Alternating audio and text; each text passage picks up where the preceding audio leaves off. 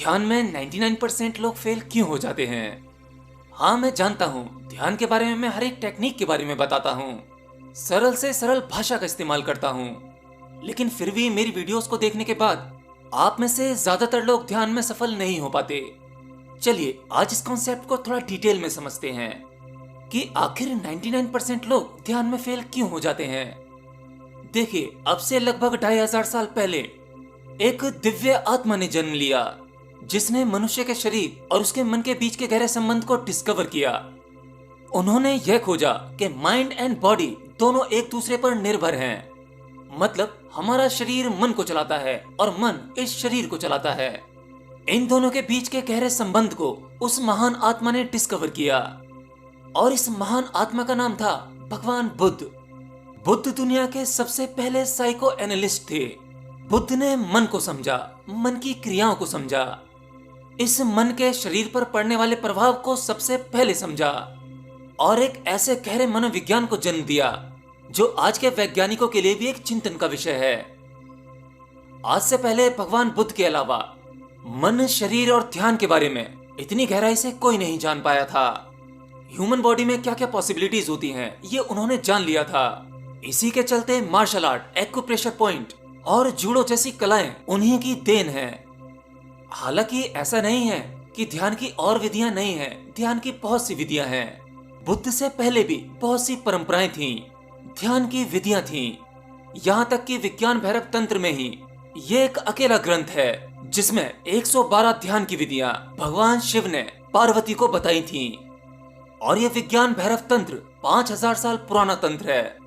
लेकिन फिर भी ध्यान को वैज्ञानिक स्वरूप देने का काम भगवान बुद्ध ने किया।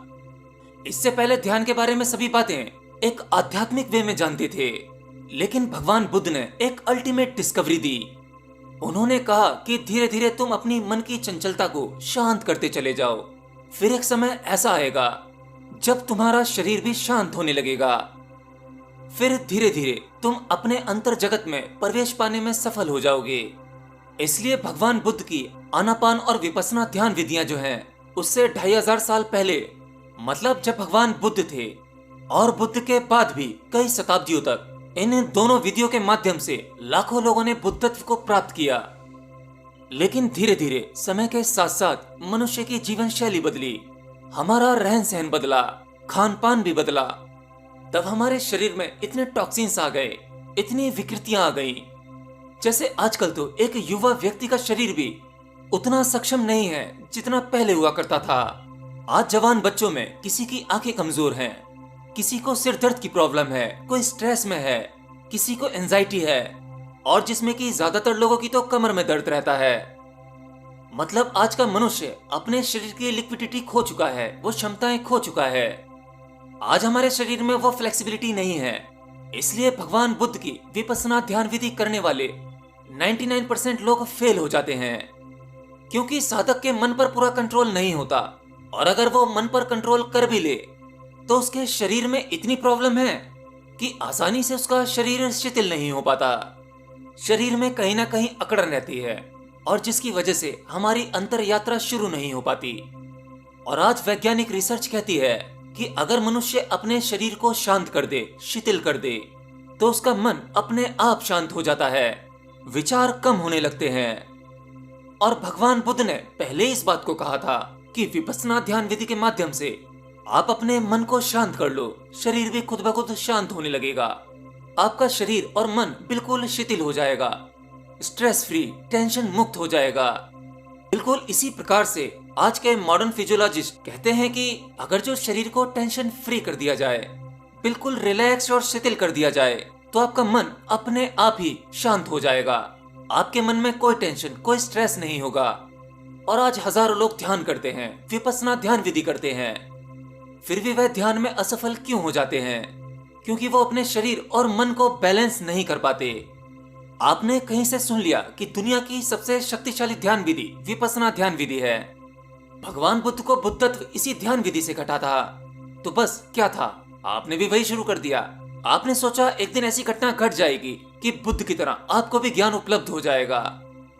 देखिए, किसी भी ध्यान विधि में सफल होने के लिए पहले उसका बेसिक विज्ञान समझना होगा।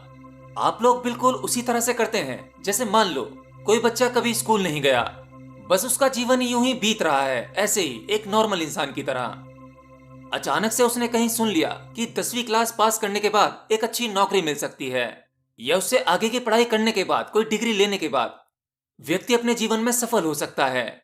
और मोटा मोटा सुनने के बाद उसने कहीं यूट्यूब से पढ़ना सीख लिया थोड़ा बहुत, और वह व्यक्ति डायरेक्ट 10th क्लास का मटेरियल पढ़ने लगे।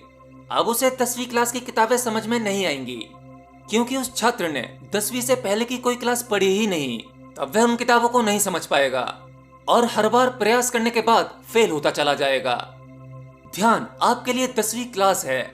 आप डायरेक्ट एक बड़ी चीज कर रहे हैं, जबकि आप ध्यान के बारे में बेसिक नहीं जानते। अरे ध्यान तो छोड़ो, आप अपने बारे में बेसिक नहीं जानते। अरे भगवान बुद्ध डायरेक्ट विपश्यना ध्यान विधि थोड़ी करने लगे थे। उन्हें 7 साल लगे ज्ञान प्राप्त करने में। 7 सालों तक ब्रह्मचर्य का पालन किया। पहले उन्होंने गहरा चिंतन किया, अपने शरीर को समझा, शरीर के मैकेनिज्म को समझने की कोशिश की। फिर अपने भीतर प्रवेश किया, अपने मन को समझा कि मन किस प्रकार काम करता है, मन पल पल क्यों बदलता है। मन और शरीर के संबंध को जाना, फिर और गहरा उतरे। पहले इसी प्रकार के सामान्य चिंतन करते करते उन्होंने ध्यान विधि खोजी, फिर और थोड़ा गहरा उतरे। इस प्रकार से कड़ी मेहनत और त्याग के बाद सिद्धार्थ बने गौतम बुद्ध। और जरा आप अपने आप को देखो, आपको तो सब कुछ एंजॉय करते हुए कुछ भी त्यागना नहीं है। लाइफ के पूरे मजे चाहिए, और ध्यान करने के बाद ध्यान से मिलने वाली सभी शक्तियां भी चाहिए। अरे भाई चलो शक्तियां नहीं भी मिलती तो मन की शांति चाहिए, नहीं तो थोड़ी ज्यादा मेहनत करेंगे तो मोक्ष तो मिल ही जाएगा। क्योंकि आज का मनुष्य सबसे ज्यादा टेंशन से परेशान है, तो tension free stress free life जीने के लिए आप ध्यान करे जा रहे हैं। अरे भाई पहले रिलैक्स होकर, शांत होकर, बाहरी और भीतरी रूप से समझने की कोशिश करो इस शरीर को, शरीर के तरीके को, इस मशीन को, इसके मैकेनिज्म को। मन को समझो, मन को जांचो। आप अपने शरीर और मन से थोड़ी सी दूरी बनाकर इसे ऑब्जर्व करना सीखो। धीरे धीरे चिंतन करते करते जब आप ये भारी भौतिकी चीजों को समझने लगोगे तो ध्यान तो भीतर की चीज है, ये अभौतिकी है। ये अपने आप समझ में आने लगेगा और आपका ध्यान लगने भी लगेगा। अगर आप ये कर पाते हैं रिलैक्स होकर, तो आपको बहुत सारे जन्म लेने की आवश्यकता नहीं है। आपको इसी जन्म में मोक्ष घट जाएगा, ज्ञान उपलब्ध हो जाएगा। बस आप ईमानदारी से अपने आप को देखो कि आप स्वयं को जानने के लिए क्या कर सकते हैं, कितना सेक्रीफाइस करते हैं। कहीं आप दिखावा तो नहीं करते। अपने आप को ऑब्जर्व करो। एनीवे